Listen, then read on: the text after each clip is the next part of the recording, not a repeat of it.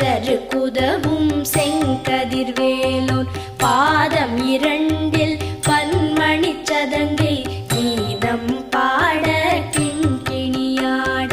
சஷ்டியை நோக்க சரவண பவனார் சிஷ்டருக்குதவும் செங்கதிர்வேலோன் பாதம் இரண்டில் பன்மணிச் சதங்கை கீதம் பாட கிண்கிணியாட